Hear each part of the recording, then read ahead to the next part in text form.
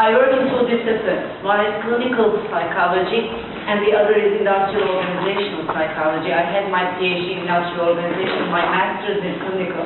And I've been doing many social entrepreneurship kind of work probably since 2002. So for about 10 years, I've been working with groups, individuals, couples, as part of not only my profession, because some of them are just projects that I did for, as I did, social entrepreneurship, just for my own, thought about the needs in the society to really educate people.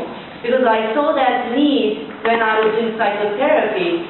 Many people are coming to me with little awareness of what they think, what they feel, and how they behave. So I looked at this. People came after the other, and I realized that there is a huge need to educate. But of course, the education format and the style here has been discussed, has to be interactive, because there has to be a transformational type of education for the society and the societies. I'm saying society because I'm also working in a global organization for about 8 years now, called Humanities Team. It's working for oneness idea. So we are trying to bring this oneness idea to the world. We celebrated on the 24th of October as Oneness Day. And we celebrated with many different kinds of organizations. And I'm sure Interdisciplinarynet will be one of them to join us, because we do this as an umbrella kind of event. So I'm going to start talking about what I did as part of many projects that I did. I did a study. It wasn't actually aimed to be a study. It was a project that I started with teachers. And I also did this with students, but here I'm going to present a study about teachers. And the thing is, in Turkey, you need to have lots of permission to do these things at the governmental level, because many schools are public schools, and you get the papers signed and get permissions for all that. I'm going to be distributing the description of the project from here. I'm not sure if it's going to be enough for all of us, but we can maybe do a lot more. The description is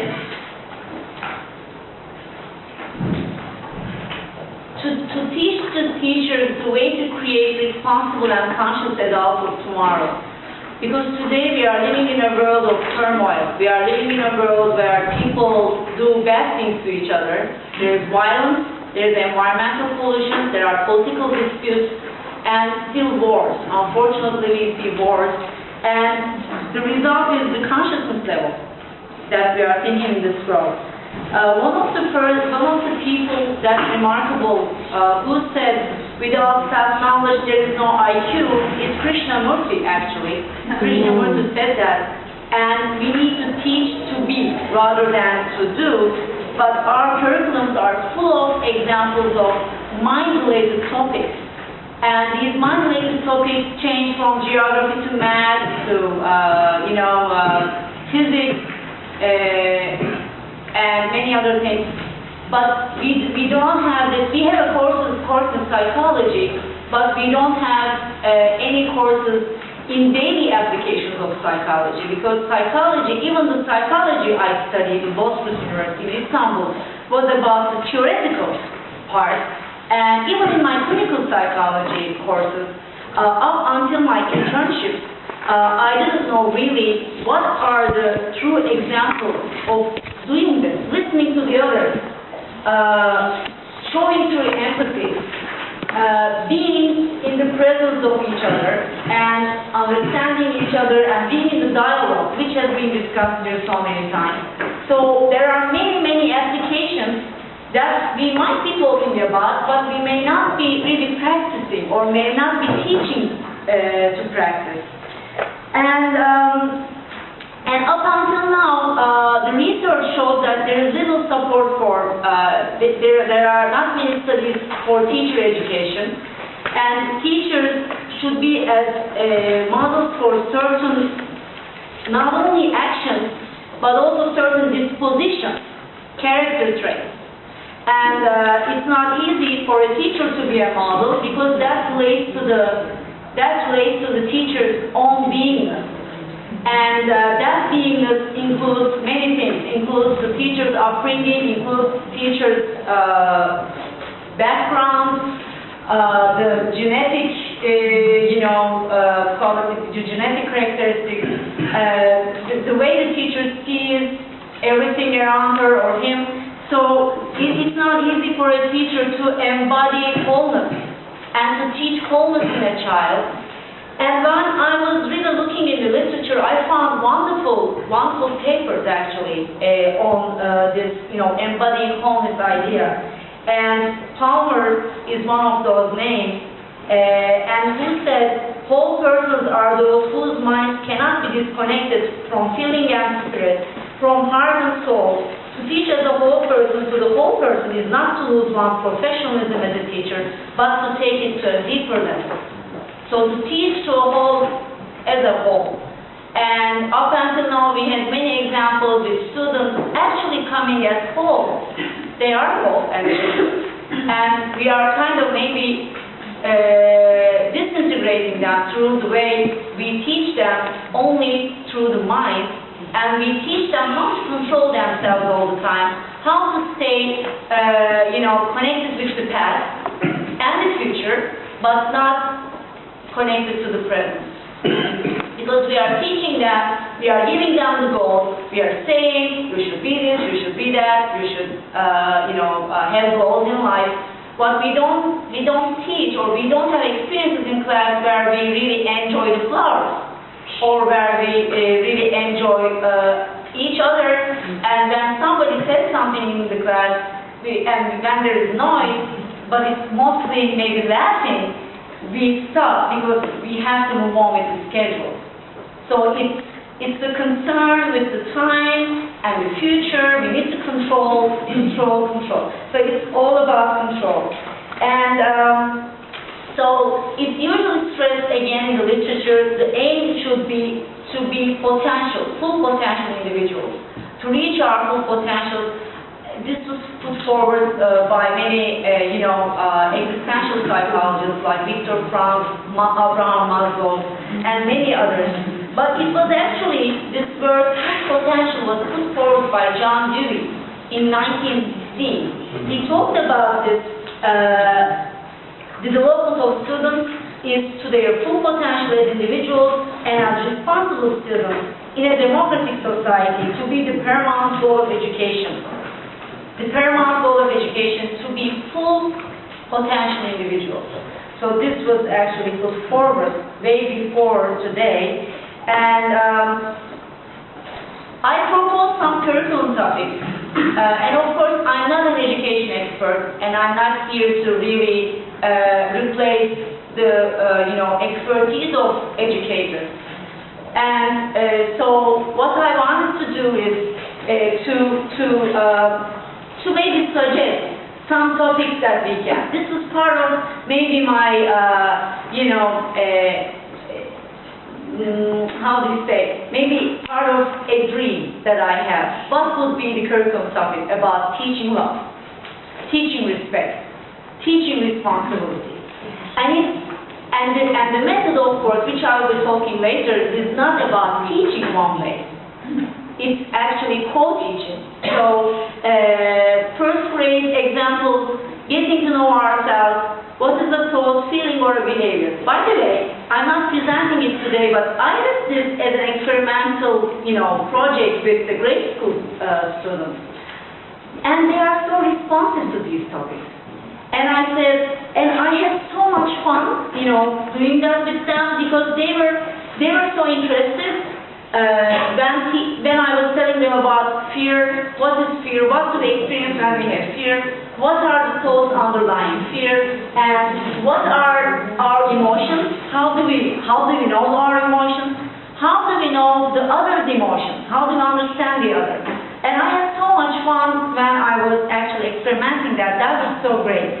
Second grade, love for ourselves, love for others. And of course, these are going to be, of course, some maybe topics to be discussed during the class, but we can also add Q&A at each session of the class. Third grade, what is self-discipline? Because in school we do a lot of discipline-related things, but we also want to make sure that the child has self-discipline. This is a problem in Turkey, by the way. We have a problem with self-discipline. We are always used to families teaching children and intervening with children all the time. And that really kills self-discipline, because we are always expecting somebody else to remind us what to do. So we are always trying to get in the way of the rules, because we don't create them, or we don't really have contribution in them. And third grade, for example, this is a topic in Turkey again, concerned with tests and test anxiety. So why don't we teach the concept of success? Is it getting good grades in school, or is it being happy in life? Is it reaching your goals, or is it setting your goals for your own? And fifth grade, development of emotional intelligence. The application of empathy by experiential tools. What happens when we don't demonstrate empathy for the others? The results of not showing empathy and showing the results of having prejudice towards people. Like when you meet somebody who you don't know, you might immediately bring those prejudices, and empathizing with others and connecting with others, I think showing these things and the results of not doing that would be a great topic. And I gave you handouts about description of the project. You can see the teachers can be a model in many things. As I said, rather than giving them thought-provoking or mind-related, way of teaching, we can also be a model. Why did I say model? I said this because your beingness is almost always enough to show what you want to deliver. And usually in the families, I see that we learn by modeling. We learn by seeing. And the children are in such age periods that they are very influenced. They are very affected by what they see, not what they are being told. Because as given many times in these sessions, the children, up until a certain age, are living in the moment. And they are living at all levels, body, mind, and soul. They are not separated like ours. So, what are the topics? How they live, how they react to a young student, how they try to teach a certain topic, how they reward of success, how they encourage students to think differently, how they help students when they have a problem, how they create self-trust and self-assertiveness in a child, how they solve disputes in the class. And many, many methods, lectures, many role plays, interactive Q&A sessions. The participants in this project were 10 grade school teachers and 1 school administrator. And I did a needs assessment before this project, and I asked them about what kinds of problems they experienced with the students, what kinds of problems they experienced with the families, and what kinds of problems they experienced as themselves with the children. And they gave many different examples. For example, student-related problems were lack of self-esteem and respect, behavioral problems, problems in self-expression, concentration, absenteeism, lying, problems in sharing, parent-related problems, neglect, problems in caring, disabling girls from school. By the way, I did this in a very disadvantaged part of Turkey. It's the southeast, where the Kurds and the Turks are in conflict. Still, there's a war actually, a guerrilla war, but it still continues. It's in Urfa. It's a very historical city, but the income of the families and the living conditions are not very good. So there is a problem in sending girls to school. They sometimes don't send girls to school, so that's one of the problems. disabling children from setting their own goals, financial problems, the cognitive problems related to parental illiteracy or low educational level. So the problem here is the parents can't really do what they need to do at home. So the teacher has a really crucial role in being a leader. So teacher should be the leader in the triangle: parents, school, and the child. Teacher-related problems are the problem of pupils not being able to apply what they learn in the class, problems in grasping the subject, pronunciation problems, and motivation problems. The training program was behavior-focused, emotion-focused, and thought-focused. So I actually told teachers what they actually needed to know from some psychological topics, for example, some psychological concepts. So there was a lecturing part, but I also did many, you'll see, role plays. They did experience this, mirroring exercises, which are called, when you talk to somebody about your problem, the person needs to correspond to you. It was either with the body language, either with mimics, or with, some reflections. So, and there was, I tell you, they didn't know how to do these things. And it was very different for them. To listen to the other, to empathize, and to show the related bodily, languages to the other. So this is actually part of being one. Oneness means to listen and to actually know what other is feeling and thinking. So we had many, many examples like this, and I did this because I wanted to show that they can do these with their own pupils, their own students. Because their students were coming to them with many, many problems, and they didn't know how to listen. They immediately reacted to these problems because they don't have the tools to respond to them. They don't have the psychological tools, the psychological, maybe mindfulness. They didn't know about these things. And I did a little program evaluation, and it was a pre-test and a post-test. But I think it's a very minor way of measuring this. I just asked them certain concepts, and I measured how they came into awareness after the session. And I did this 1 month before, 1 month after, and there was a slight increase in the awareness of certain topics like listening, empathy, mirroring, problem solving, some other many psychological topics. For my final words, I'd like to say there is a great need for supporting the teachers, at least in Turkey. This is an example from Turkey. And they are not very much, full of these tools and full of, guards or anything. They are not full of their own weapons, so to say. And they don't really know how to really correspond to a problem, if it's a behavioral problem, if it's an emotional problem, or when the children just, picks up his friend's hair, she just says, don't do it, stop. But when there's a pulling of hair, she or she needs to go beyond that, needs to know, why is he doing this? What is going on in the family? What's going on in the child? Is this jealousy? Is this guilt? Is this corresponding to something else that he is doing to him? But instead, the teacher responds in a reactive manner, but not in a proactive manner.